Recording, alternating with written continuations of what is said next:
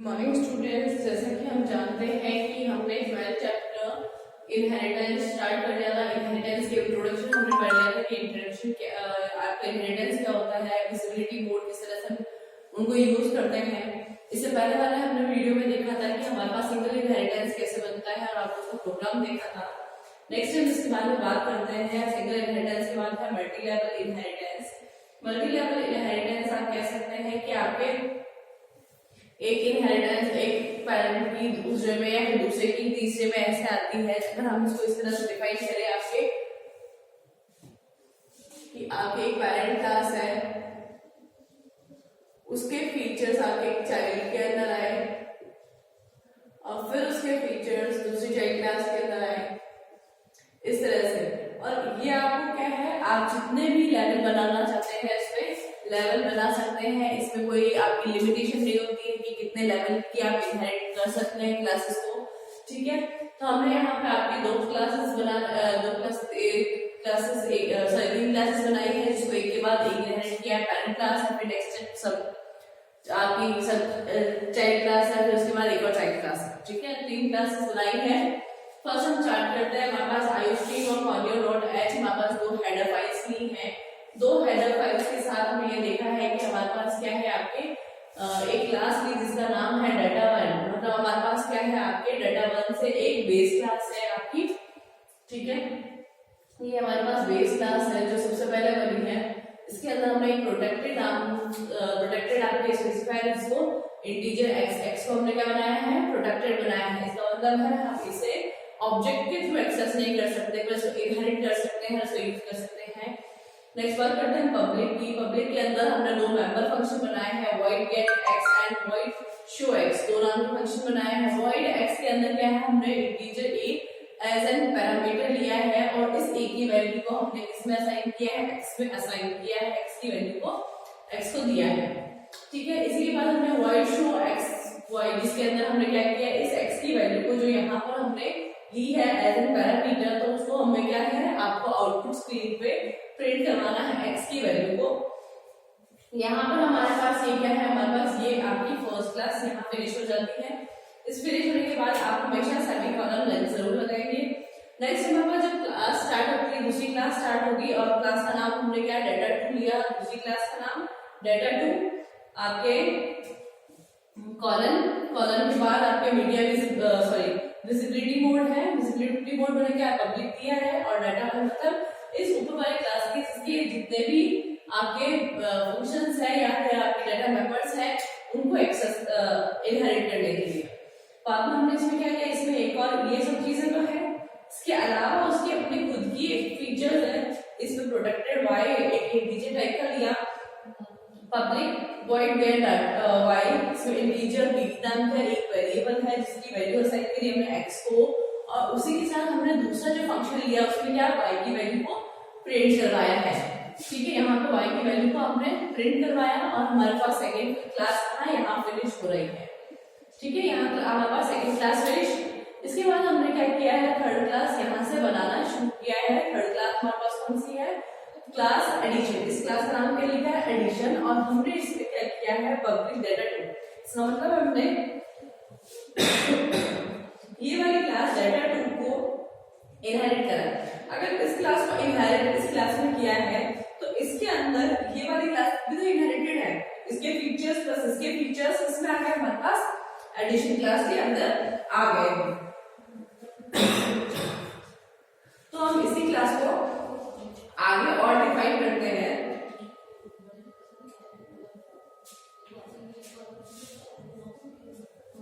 आगे डिफाइन करके हमने लिया है इंटीजर z की वैल्यू को लिया है। इसमें इंटीजर z है, हमारे पास प्राइवेट मेंबर है, इसमें हमने प्रोटेक्टेड नहीं लिया है क्योंकि ये z हम क्या है इसी क्लास में काम में ले रहे हैं, इसको ना तो इनहेरिट करना है ना ही आपको इसको ऑब्जेक्ट के थ्रू एक्सेस करना है, ठीक है। तो प्राइवेट लिया। पब्लिक से हमने क्या किया, सम एक नाम का फंक्शन बनाया जिसमें z इक्वल्स टू x की वैल्यू जो हमारी फर्स्ट क्लास में थी, y की वैल्यू जो हमारी सेकंड क्लास में थी, दोनों को हम एक्सेस कर सकते हैं by the help of third class, क्योंकि इनमें इनहेरिटेंस जरूर है। फिर हमने क्या किया, void show z को हमने क्या किया, यहाँ पर आपको प्रिंट करवाया है। ठीक है, अब बात करते हैं हमने किस तरह से क्लासेस बनाने की हो गया। अब हम इसको किस तरह से एग्जीक्यूट कर रहे हैं। मेन फंक्शन वॉइड लेना,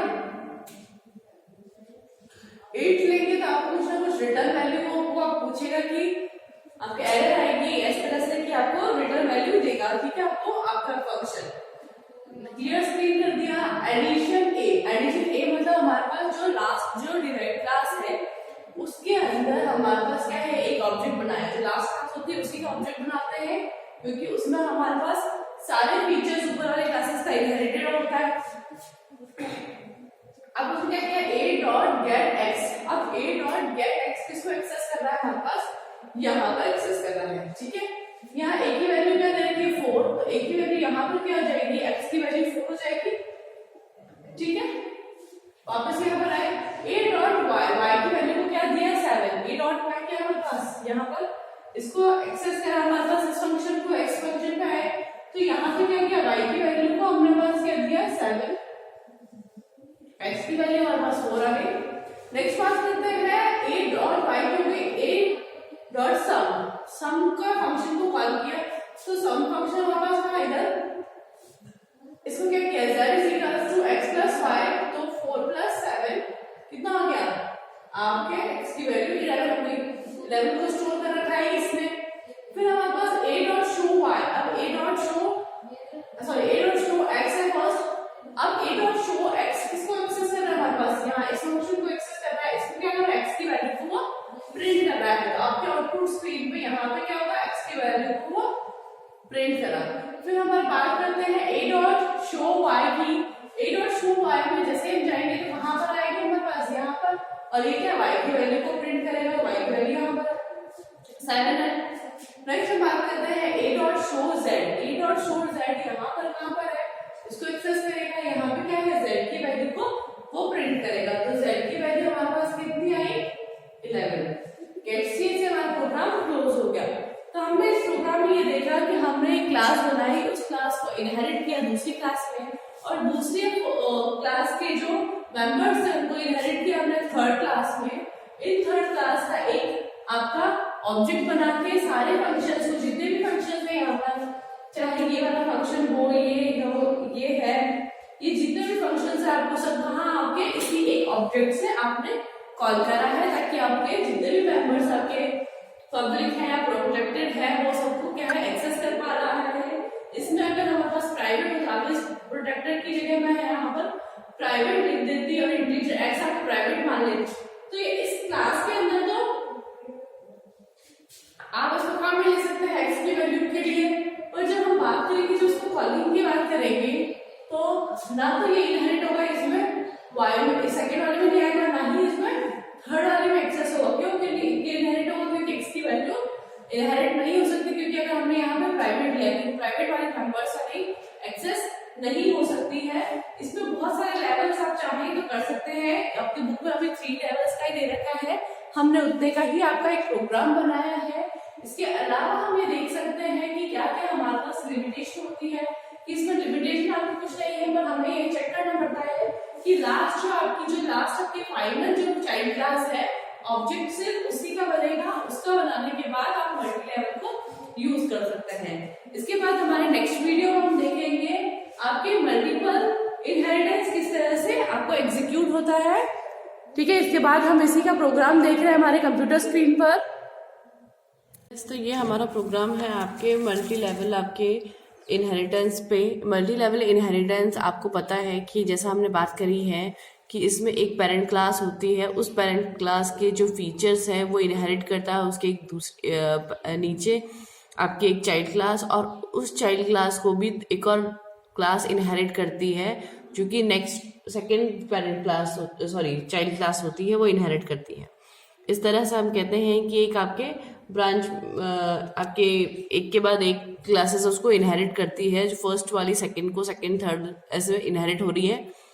ठीक है, इससे पहले हमने पढ़ लिया कि किस तरह से वो इनहेरिटेंस चल रहा है। अब हम बात करते हैं इस प्रोग्राम की। तो हमने प्रोग्राम में अंदर 2 हेडर फाइल्स इंक्लूड कर ली है। ठीक है, 2 हेडर फाइल्स इंक्लूड होने के बाद आपके एक क्लास बनाई है आपने डाटा नाम की, रिटर्न टाइम की क्लास बनाने के बाद आपको इसको प्रोटेक्टेड आपके मेंबर्स लिए है int y x, sorry int x आपके एक इंटीजर लिया है, इसको पब्लिक बताया है। आपके एक मेंबर फंक्शन है जो उसको गेट डाटा मतलब इंटीजर ए की वैल्यू लेके वो क्या एक एक्स के अंदर पास करेगा। दूसरा फंक्शन है जिसके अंदर हम एक्स की वैल्यू को प्रिंट करवा रहे हैं। दो फंक्शन बनाए हैं, ठीक है। इसी तरह से हमने नेक्स्ट जो क्लास बनाई है क्लास 2 डाटा 2, ठीक है, यहाँ पे दूसरी क्लास बनाई है और इसको इनहेरिट किया है कौन सी क्लास को, डाटा 1 को आपने इनहेरिट करा है कौन सा आपके स्पेसिफायर लगा के, आपके पब्लिक स्पेसिफायर उसको बता के। तो पब्लिक स्पेसिफायर लगा इसका मतलब इसके जितने भी प्रोटेक्टेड मेंबर है वो यहाँ पर आके प्रोटेक्टेड हो जाएंगे और यहाँ जो पब्लिक है वो यहाँ पर पब्लिक हो जाएंगे, ठीक है। इसी तरह से आपके बाकी सब भी हैं। अब हम इस नेक्स्ट क्लास में हम ये देखेंगे कि यहाँ पे प्रोटेक्टेड है, यहाँ इंट एक्स वाई है, यहाँ पब्लिक है, यहाँ पे गेट डाटा। इसी तरह जैसे हमने फर्स्ट क्लास के अंदर एक्स लिया था वैसे ही हमने क्या है बी लिया और बी की वैल्यू इसमें वाई में इंसर्ट करवाई और फिर हमने उसकी वाई की वैल्यू को शो करवाया, ठीक है। एक्स फर्स्ट वाले में और सेकेंड वाली दोनों क्लासेस में क्या है, एक में एक्स आपने लिया है, एक में वाई लिया है, ठीक है। नेक्स्ट हम जो थर्ड क्लास ले रहे हैं उसको क्या है हमने इनहेरिट किया, हमारे पास जो सेकंड क्लास थी जो, ठीक है, सेकंड अपने मतलब फर्स्ट प्राइवेट चाइल्ड क्लास थी उसको इनहेरिट किया है सेकंड चाइल्ड क्लास के अंदर, मतलब इस क्लास का नाम क्या है एडिशन, ठीक है। इस एडिशन के हमने क्या लिया है इंट जेड हमने प्राइवेट लिया है। इस इंट जेड को हमने प्राइवेट क्यों लिया है, क्योंकि हम इसी को इसी के अंदर यूज कर रहे हैं, क्योंकि प्राइवेट मेंबर क्या है उस क्लास के मेंबर फंक्शंस के से एक्सेस होता है पर उसके ऑब्जेक्ट से या फिर इनहेरिटेंस से नहीं एक्सेस होता है। तो हमने जेड को क्या है इसी क्लास के अंदर आपके काम लिया है। तो यहाँ पे क्या है इसके फिर पब्लिक स्टार्ट किया, एक आपका सम नाम का एक फंक्शन बनाया जो कि हमें रिटर्न कुछ नहीं कर रहा है, इसका रिटर्न टाइम नहीं लिया है। z is equals to x plus y, तो z की वैल्यू क्या बताएगा वो x प्लस वाई, एक्स की वैल्यू हमने जो इंसर्ट करवाएंगे और y की वैल्यू जो हम इंसर्ट करवाएंगे, ठीक है, x प्लस वाई करेगा और वो क्या है यहाँ पे दूसरे फंक्शन उसको z को शो करेगा। इसी तरह से आपकी क्या है तीनों क्लासेस बनाई है, उसमें सब में ऐसा ही कर रखा है, थर्ड वाली क्लास उसमें प्लस कर दिया है यहाँ पर, ठीक है। 3 क्लास बनाई है। बात करते हैं हम जब मेन फंक्शन की, जब वॉइड मेन आया है, वॉइड मेन क्लियर स्क्रीन कर दिया हमारे पास, स्क्रीन के ऊपर कुछ और रन हो चुका है पहले, इससे पहले।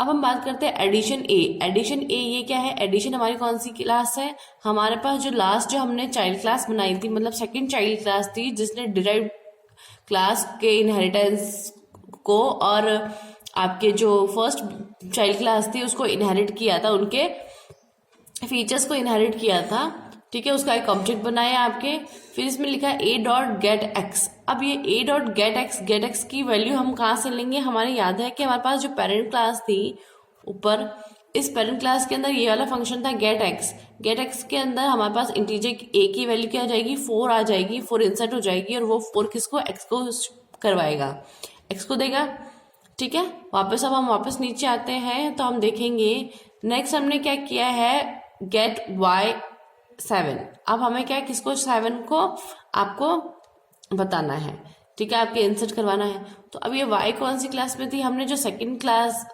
बनाई थी जिसके अंदर हमारे पास फर्स्ट चाइल्ड क्लास थी और हमने उसको आपके पब्लिक से आपके पेरेंट क्लास को इनहेरिट किया था। इसके अंदर हमने गेट y को आपके b की वैल्यू स्टोर करवाई, b की वैल्यू हमने 7 स्टोर करवाई है, ठीक है। इसके बाद हमने b की वैल्यू किसको दे दी, y को दे दी है। अब नेक्स्ट हमें वो क्या कर रहा है कि आपको नेक्स्ट उसकी स्टेटमेंट है हमारे पास a डॉट सम। अब ये सम वाला फंक्शन हमारे पास कहाँ था, थर्ड वाले इसके अंदर। यहाँ देखो ये थर्ड वाला फंक्शन, थर्ड वाली जो क्लास थी उसके अंदर सम है, सम के अंदर वो क्या कर रहा है z is equals to x plus y. अब इसमें क्या है x और y की जो वैल्यू है मतलब 4 और 7 जो वैल्यू है उनको प्लस करेगा। 4 प्लस 7 कितना हो जाएगा हमारे पास 11, तो z की वैल्यू किस में हो जाएगी 11 और आपके z की वैल्यू हमारे पास 11 है तो वो स्टोर करके रख रहा है। अब बात करते हैं हम इसकी a डॉट शो एक्स। अब a डॉट शो एक्स इसके अंदर क्या, उस फंक्शन में क्या था हमारे पास, इसमें x की वैल्यू को वो स्टोर करवा रहा था, आपको प्रिंट करवा रहा था, ठीक है। अब a डॉट वाई शो, इसके अंदर शो y के अंदर क्या है y की वैल्यू स्टोर करवा रहा था, ठीक है। अब बाद में लास्ट में है हमारे पास a डॉट शो z। अब शो z वाला ये वाला यहाँ पर ही है आपका फंक्शन और इसमें क्या है z की वैल्यू को वो शो करवा रहा है। तो पहले x की वैल्यू 4 शो करवाएगा, y की वैल्यू 7 शो करवाएगा और नेक्स्ट में क्या है z की वैल्यू वो कहाँ शो करवाएगा, z इक्वल्स टू आपके 11 शो करवाएगा आपके कंप्यूटर स्क्रीन के ऊपर। गेट CS से हमारा मेन फंक्शन क्लोज हो गया और आपके प्रोग्राम इधर से है। हम जानते हैं कि हमारा ऊपर जो भी चला हमारे पास सिर्फ डेफिनेशन थी, हम जब तक आपके कोई ऑब्जेक्ट नहीं बनाते, कॉल नहीं करेंगे, तब तक वो आपका प्रोग्राम एग्जीक्यूट नहीं होता है। नेक्स्ट हम बात करते हैं आपके Alt+F9 से हमने क्या किया, कंपाइल किया, तो 0 वार्निंग और 0 एरर है हमारे पास। इसके बाद हम बात करते हैं हमारे कंट्रोल और F9 की। अब कंट्रोल F9 में हमने देख लिया कि हमने लास्ट में जो x की वैल्यू 4 और y की वैल्यू 7 हमने प्रिंट करवाई थी, वो आपके इस तरह से आपके कंप्यूटर स्क्रीन पे दिख रही है, क्योंकि हमने x.show_x और a.show_x और a.show_y था, उसमें ये शो कर रहा था, और आपके शो z में आपके 11 की वैल्यू शो कर रहा था। ठीक है, तो ये सारी तीनों वैल्यू आपको आपके कंप्यूटर पे शो होती है। हम इसके अलावा हम उसको और टास्क भी दे सकते हैं। यहाँ पर हो सकता है कि z को मल्टीप्लाई करने के लिए कह सकते हैं x मल्टीप्लाई y, या फिर और डिफरेंट टास्क जो परफॉर्म करने के लिए देना चाहते हैं। बस इसका कॉन्सेप्ट सिर्फ इतना है कि हम एक क्लास के मेंबर्स को दूसरी क्लास में से किस तरह से इनहेरिट करते हैं। इसमें हमने प्रोटेक्टेड लिया, तो ये वाली चीजें जो क्या है यहाँ पे भी प्रोटेक्टेड हो, यहाँ x था ये प्रोटेक्टेड था, ये इस क्लास में भी आके सेकंड क्लास में भी आके ये क्या है आपके प्रोटेक्टेड ही होता है। ठीक है, क्योंकि पब्लिक ले रखा है और पब्लिक वाली चीजों को क्या है पब्लिक लेता है। पर अगर हमने यहाँ पे प्राइवेट ले लिया होता तो क्या करते हैं, ये जितने भी प्रोटेक्टेड मेंबर्स हैं और यहाँ पर आपके पब्लिक फंक्शन मेंबर्स हैं, ये इनके क्या है प्राइवेट हो जाते हैं और इनको हम आगे इनहेरिट नहीं कर पाते। इसलिए हमने इनको क्या लिया है, पब्लिक लिया है। कोशिश करें कि आप जो भी चीजें ले रहे हैं आपके पब्लिक में ले, ताकि जो आपके इनहेरिटेंस से पहले वाली क्लासेस है वो उसी आपके स्पेसिफायर के उसमें स्कोप में ही आए। अगर आपने पब्लिक करा है तो प्रोटेक्टेड ही रहते हैं, प्राइवेट ही रहते हैं, मतलब प्राइवेट तो इनहेरिट ही नहीं होते। खैर, इसके बाद प्रोटेक्टेड रहते हैं, पब्लिक आपके पब्लिक रहता है। अगर यहाँ पे अगर आपने प्राइवेट की जगह यहाँ पब्लिक की जगह प्रोटेक्टेड कर दिया तो यहाँ पे क्या प्रोटेक्टेड यहाँ x की वैल्यू तो आ जाएगी प्रोटेक्टेड में, पर ये जो पब्लिक है ये भी क्या है यहाँ पर आके आपके प्रोटेक्टेड हो जाता, पब्लिक नहीं रहता, यहाँ पे प्रोटेक्टेड हो जाता, इसलिए हमने इसको पब्लिक लिया है। ठीक है, इसके बाद हम नेक्स्ट वीडियो में हमारे पास लास्ट इस चैप्टर का आपके मल्टीपल इनहेरिटेंस को पढ़ेंगे। ठीक है, आई होप आपको ये प्रोग्राम समझ में आया होगा। आप अपने कंप्यूटर पे C++ आप कोशिश करिए कि आपके प्रोग्राम एग्जीक्यूट हो, आपके रन हो, उसके बाद आप अपने रिकॉर्ड बनाइए। ठीक है, थैंक यू।